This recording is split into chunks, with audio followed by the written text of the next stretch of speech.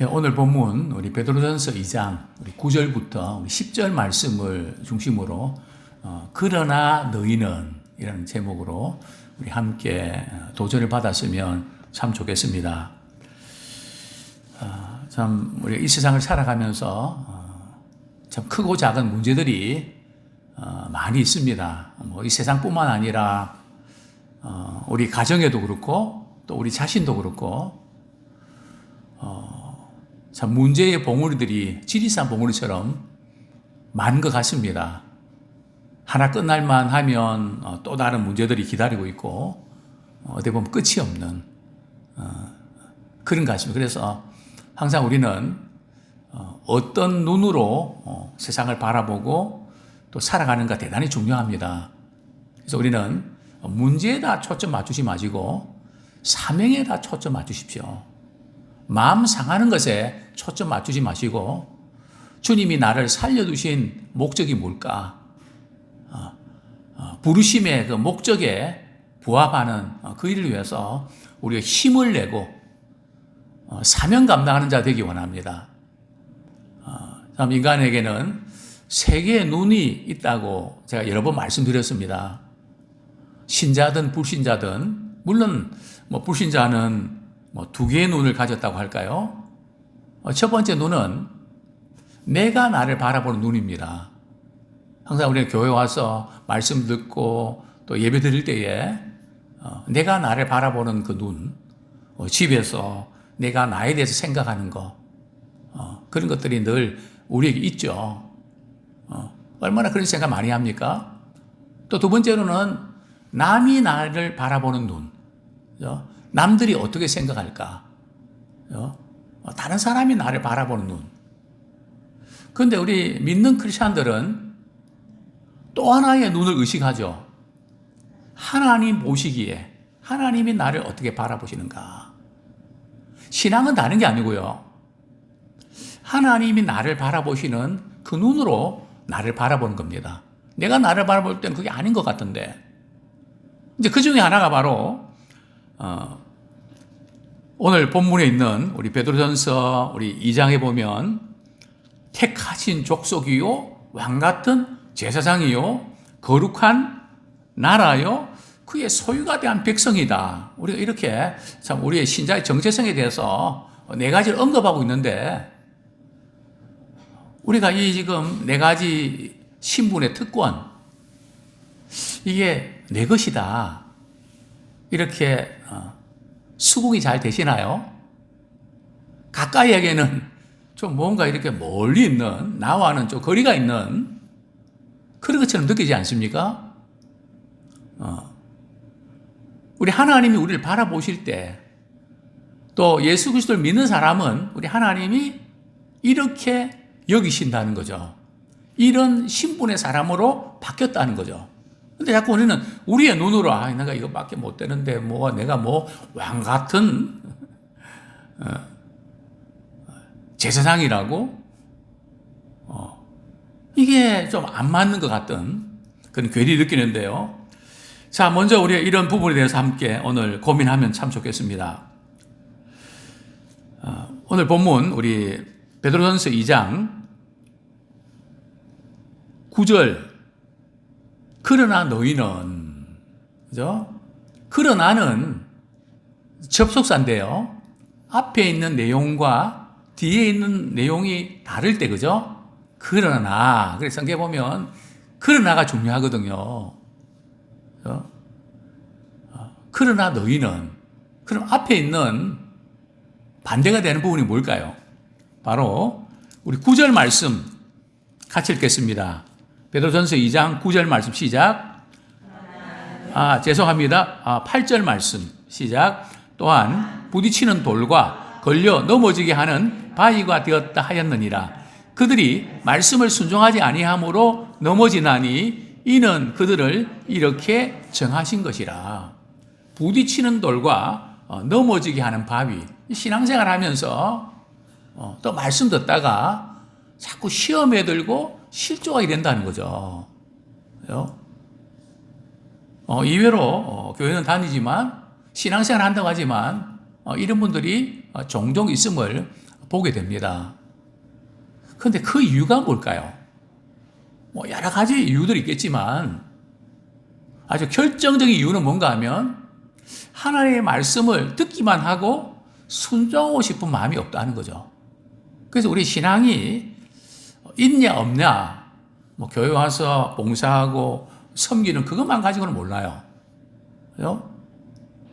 물론 그 부분도 우리가 나타난 결과로 뭐 이렇게 무시할 건 아닌데, 그죠? 믿음이 없어도 열심은 낼 수 있다는 거죠. 그죠? 무엇이 중요할까요?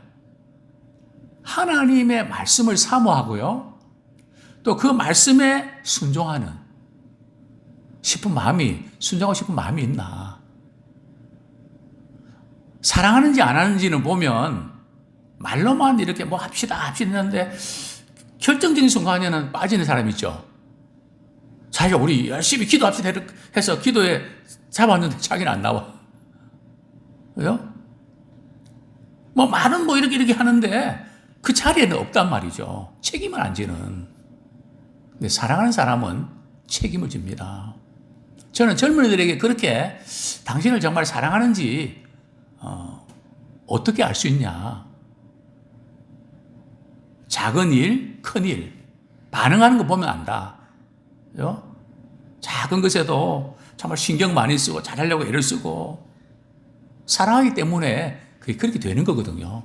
사랑하는 마음이 없으면 그냥 듣고 언제 그랬던가 잊어버리죠. 그죠? 별로 관심이 없죠. 하나님과 우리 관계도 마찬가지라는 거죠. 그리고 신앙생활에 이렇게 가장 중요한 포인트는 바로 말씀에 순종하지 않기 때문에 걸려 넘어진다는 거죠. 실족한다는 거죠. 뭐 가룟 유다도 그랬고요. 모든 신앙의 인물들 가운데 넘어진 사람들 보면 반응하고 싶은 마음이 없는, 이제 이 부분을 다루면서 그러나 너희는, 그죠? 저는 목회하면서 참 이런 이야기를 많이 듣곤 합니다. 목사님, 아무개 때문에 저 교회 안 나올래요? 초믿음의 식구들 있잖아. 그분들 보고 극복하면 안 되겠니? 근데 그분 뒤통수만 보면 마음으로 자꾸 죄를 짓는데요. 그럼 뒤통수 안 보면 되잖아. 그래도 저는 안 되겠어요. 나를 봐서라도 교회 나와서 예배드리면 안 될까? 죄송하지만요. 죄송하다 말은 하지만 죄송하지는 안 하면 되잖아요. 죄송하지만. 그렇죠? 그래서 사람 때문에, 예수 믿는 사람이 이렇게 말하고 행동하고 이런 것들이 그냥 마음에 안 드는 그것 때문에 영향을 받을 수 있습니다. 사람인지라. 당연히 실망도 되고 좀 그럴 수 있습니다. 그러나 우리가 그런 것들을 이렇게 보면서 말이죠. 우리는 예수님은 그렇지 않잖아요. 그런데 많은 분들이 예수 믿는 사람들이 마음에 안 든다고 예수님도 안 믿겠대요. 그거 제대로 판단하는 건가요? 막 교회 다니는 사람들이 뭐 이렇고 저렇고 막 그냥 이렇게 비판하고 그런 분들 다 인정합니다. 그죠? 또 묻습니다. 예수님은 안 그렇잖아요. 김 선생님은 또 그런 부분에 대해서 안목이 있고 판단력이 있기 때문에 김 선생님이 한번 예수님을 제대로 믿으면 어떨까요? 잘 믿을 수 있을 것 같은데요. 제가 이전에 신학교 가려고 할 때 사실 교회에 대해서 굉장히 비판적이었습니다. 저는 목회자는 안 되려고 이런 마음을 가지고 목회자가 되면 안 되잖아요. 그래서 제가 교수님 외국인 회사 시간 많고 돈 잘 버는 회사 소개시켜 주십시오. 저도 평신도 직분자로서 제가 교회 선교 싶습니다. 그런데 그분이 너같이 문제의식을 가진 사람이 신학자가 되고 목회자가 되야 된다는 거죠. 저 싫다고요.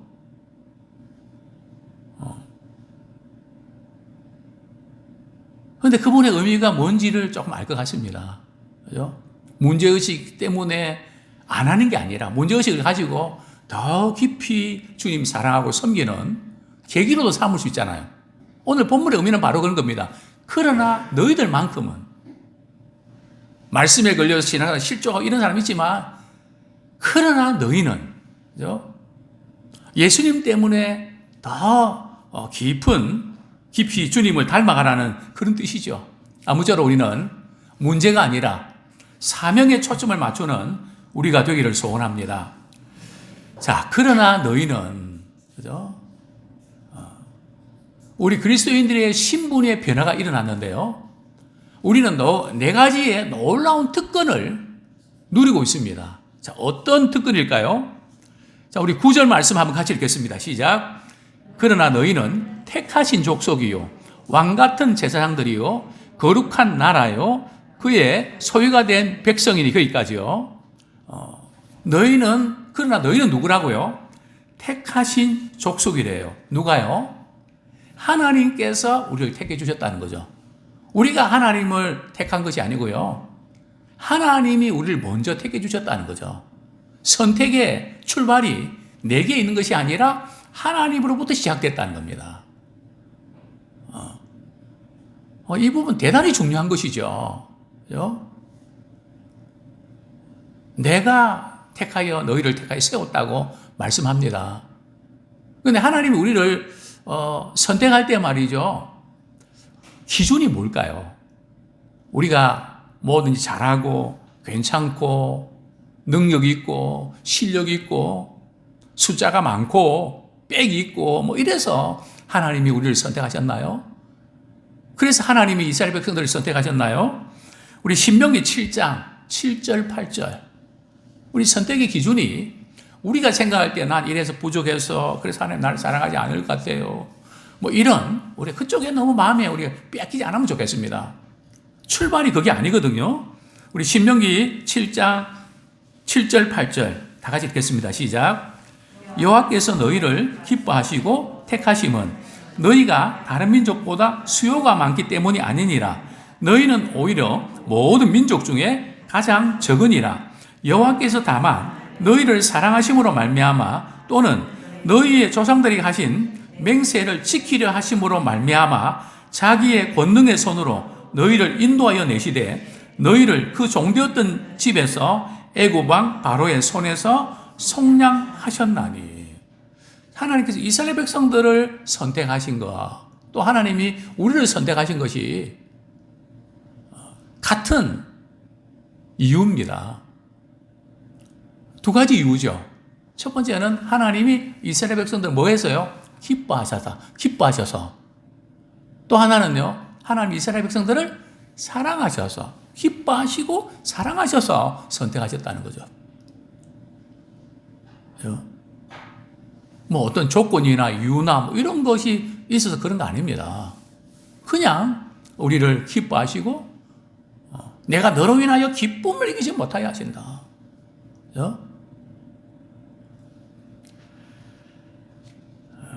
그렇죠. 우리 지금 우리 손주 볼 때 말이죠.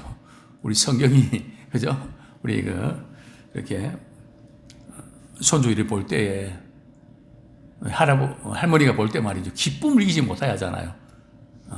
카톡에 사진 찍어놓고 말이죠. 늘 또 보고 그 할아버지 할머니가 손자들 보면서 기쁨을 이기지 못하는 그런 모습들 보면서는 우리 하나님이 내가 너로 인하여 기쁨을 이기지 못하게 하시는 그런 모습을 보는 것 같은 우리 하나님이 우리를 바라보실 때도 참 기쁨을 이기지 못하게 하신다는 그 부분들이 인간적으로 우리 생각할 때는 아마 저런 모습과도 같지 않을까 생각해 봅니다.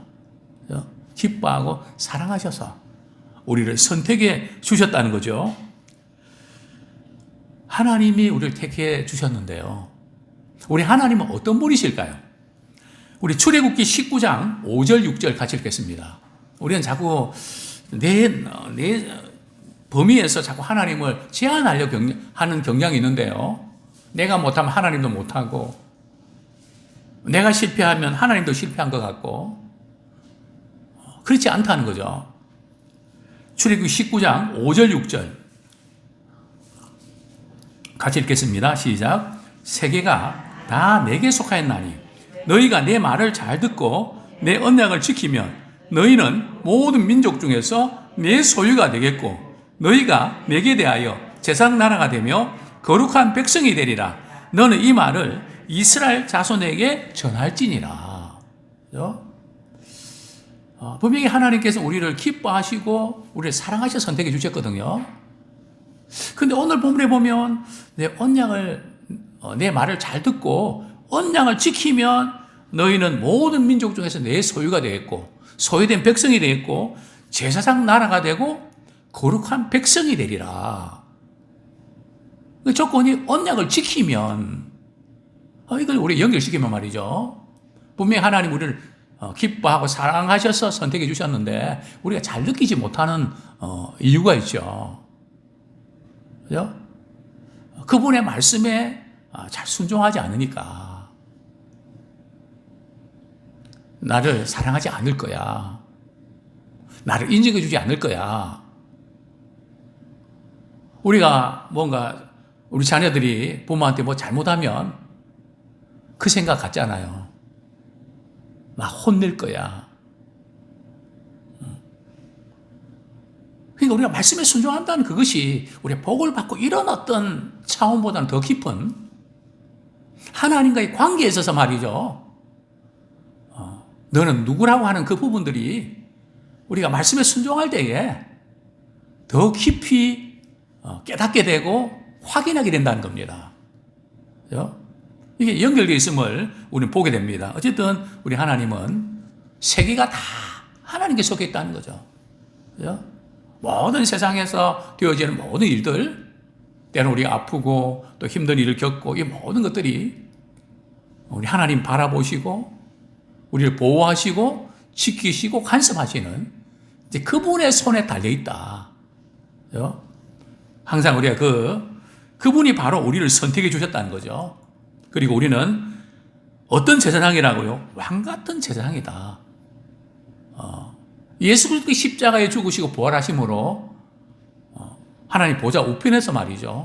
계시다가 예수님 다시 오실 때 성도들과 더불어 그리스도와 왕 노릇하는 그리스도의 영광에 우리는 참여할 사람이라는 거죠. 너희들은 왕 같은 제사장이다. 자, 거룩한 백성이라는 뜻은 말이죠.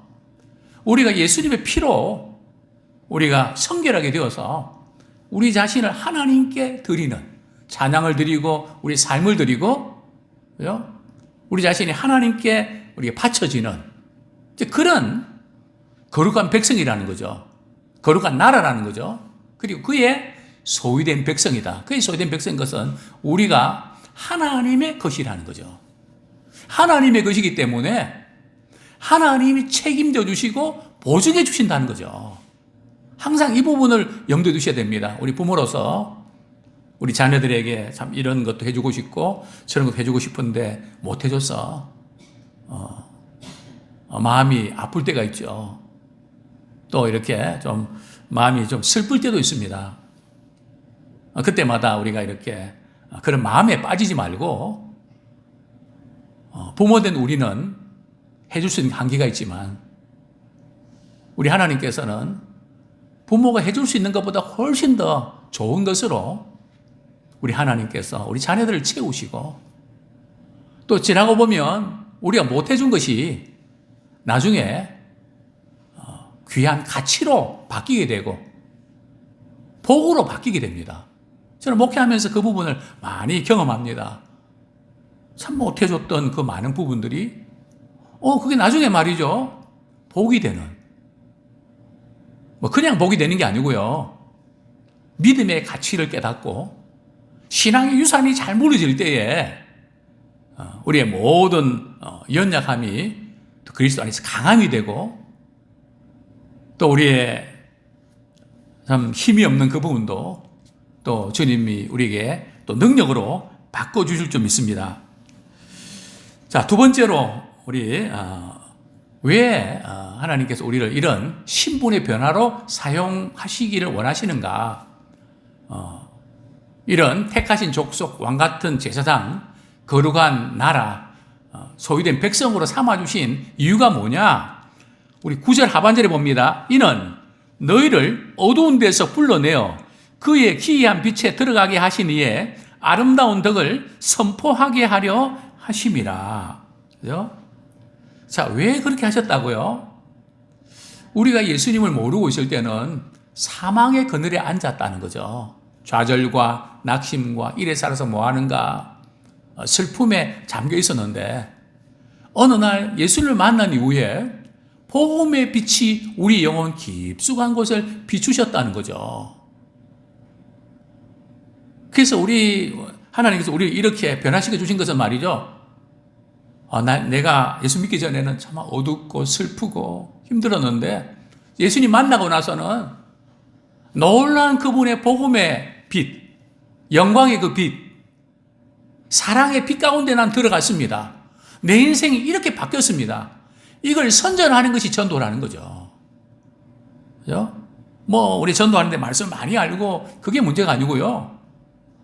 나 예수 믿고 어두운 데서 그분의 놀라운 기이한 빛으로 나는 들어가게 됐어요. 내 인생이 주님의 사랑 때문에 밝아지고 행복해졌어요. 기쁨과 감사가 넘쳐요. 두려움이 변하여 평안으로 바뀌어졌어요. 짜증이 변하여 찬양이 되었어요. 바로 이 부분. 자, 고린도후서 4장 6절 말씀. 우리가 예수님을 만날 때에 이 어두운 데서 불러내어 희미한 빛에 들어갔다는 이 부분을 조금 더 자세히 설명하고 있는 말씀인데요. 고린도후서 4장 6절 말씀 우리 같이 읽겠습니다. 시작. 어두운 데서 빛이 빛이라 말씀하셨던 그 하나님께서 예수 그리스도의 얼굴에 있는 하나님의 영광을 아는 빛을 우리 마음에 비추셨느니라. 참 어두운 데서 말이죠. 모든 것이 캄캄하고 어둡게만 보이고 이런데 말이죠. 복음의 빛이 비춰질 때에 하나님의 영광을 아는 또 하나님의 그 사랑의 빛이 이렇게 비춰지는 이것이 신자의 놀라운 변화죠. 저 역시도 예수님 만난 이후에 어두움에서 빛으로 나가게 됐다. 그죠? 왜냐하면 너무너무 어두웠거든요. 그 사랑의 빛을 받고 나서는 늘 말씀드리지만 햇빛도 그냥 햇빛이 아니라 하나님 나를 비추는 사랑의 빛으로 식물이 흔들거리는 부분도 전에는 아무 감각이 없었거든요. 그 식물이 바람에 의해서 흔들리는 모습도 너희들도 하나님을 찬양하겠구나. 성경에 보니까 그런 말씀이 나오더라고요. 정말 우리가 예수 믿고 나서 변화된 것은 하나님의 눈으로 나를 바라볼 수 있는 눈이 열렸다는 겁니다. 이전에는 다른 사람이 나를 이렇게 생각하고 내가 나를 생각할 때도 좀 이렇고 이것 때문에 늘 슬펐지만 물론 우리 예수 믿고 나서도 이런 게 없는 거 아니지만 그러나 그 모든 것 가운데도 하나님이 나를 어떻게 바라보시는가. 내가 너로 인하여 기쁨 이기지 못하게 하신다. 독생자 예수 그리스도를 우리에게 보내셔서 그분이 십자가에 피를 흘리심으로 우리의 죄가 사함받고 우리가 그분의 자녀가 되었다. 나는 이렇게 존귀한 자다. 이런 부분에서 우리가 눈이 뜨여질 때에 참 이런 놀라운 어두움에서 빛으로 나가게 될 줄로 믿습니다. 우리가 이 부분을 전하기 원합니다. 또 우리가 뭐가 달라졌나요? 우리 마지막으로 10절 말씀 읽고 정리하겠습니다. 10절 시작. 너희가 전에는 백성이 아니더니 이제는 하나님의 백성이요 전에는 국류를 얻지 못하였더니 이제는 국류를 얻은 자니라. 그죠? 전에는 하나님의 백성이 아니었다는 거죠. 그죠? 근데 이제는 하나님 백성이라는 거죠. 그러니까 우리 이 세상에 살면서 나는 하나님의 백성이야. 하나님의 자녀야. 우리 이 사실을 많이 잊어버립니다. 세상 가운데 살아가는 사람들과 비교하면서 나는 왜 저 사람보다 이렇게 이런 부분에서 못할까? 와, 나는 이렇게 살아야만 될까? 그죠? 그러나 우리는 거기에 매이지 말고요. 큰 그림을 그리셔야 됩니다. 이전에는 하나님의 백성이 아니었는데 이제는 하나님의 백성이란 말이죠. 하늘나라의 시민권을 가지고 있다는 거죠. 그죠? 우리가 해외 나가면 우리 한국 여권을 내밀 때 참 다른 분들이 부러워하는 것을 보게 됩니다. 대한민국 여권이라고. 그죠? 제가 세계에 이렇게 많은 사람들이 한국에 와서 제일 먼저 놀라는 게, 탈북자도 놀라는 게 인천공항을 보고 놀란다 그럽니다. 뭐 바닥부터 해서 엄청나잖아요. 세계 1위 공항이었거든요. 공항의 수준이 1위, 세계 1위죠. 그죠? 우리가 하나님의 백성이다. 그죠? 돈이 있고 없고 또 몸이 아프고 또 좀 힘들 때도 있죠. 그런 가운데도 난 하나님의 자녀고 하나님의 공주다. 하나님의 왕자다. 그죠? 그런 하나님 눈으로 바라보는 그것이 늘 우리 삶 속에서 연결되기 원합니다. 또 뿐만 아니라 이전에는 하나님의 국류를 입지 못했는데 이제는 하나님의 국류를 입게 됐다는 거죠.